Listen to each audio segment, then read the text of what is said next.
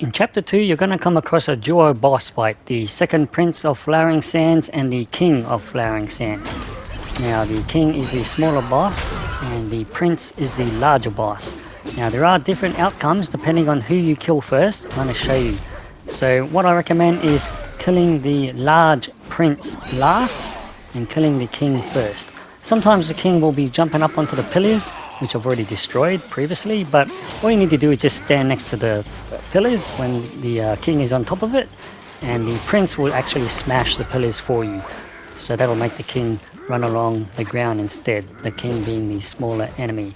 So what we want to do is kill the King first, and then we want to kill the Prince, the larger one, last. But you'll see that I'm going for the Prince at the moment because I want to draw his health bar down. There's a reason for that. So once we've drawn his health a lot low, because when you kill the King first, the larger Prince is going to get enraged and it gets quite tough, so you don't want to deal with him with a full health bar. So what I'm doing now is drawing down the health bar of the larger Prince boss, and once it's really low, we can then go for the smaller boss, the King. So the larger Prince boss does have a lot of combos, so you need to be careful to time your dodges. Even when he slams into the ground or finishes a swing, you still may be going and he might pull it out of the ground and swing towards you. Does giant leaps, and when he pulls his mace out of the ground, you'll see he does that move as well with an area effect. So there's some of the moves to look out for.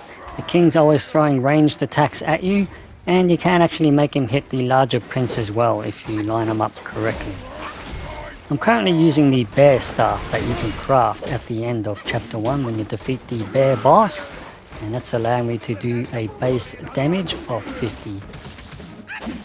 Okay, so now we've got the large Prince health bar down enough, so we want to kill him last. We're going to go for the King now, the smaller boss. We want him dead first. So he's pretty easy to kill, doesn't take much. You just have to keep an eye out, audio and visually, of the larger boss. But a lot of the times you'll find he stands back, but you just need to be careful, he might just jump out of nowhere. So the King, the smaller boss, is quite easy to kill now that all the pillars have been destroyed when I first encountered this boss. And we can just take out the King. As you can see here, using your spells and combos doesn't take much to take him down because he's nearly dead already. Alright, so the King is dead, and now the larger Prince is going to get enraged, and he's going to be a lot tougher. But stick around, I'll show you the rewards you're going to get for defeating the larger Prince last. It's a spirit, and just to add another spirit ability to your collection of Assault Arsenal, there's a lot of different spells and spirits you can get.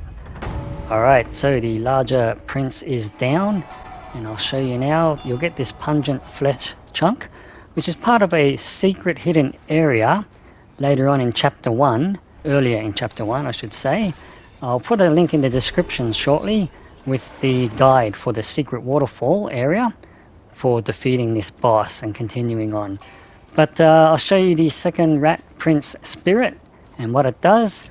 Thanks for watching. Hope to see you all next time.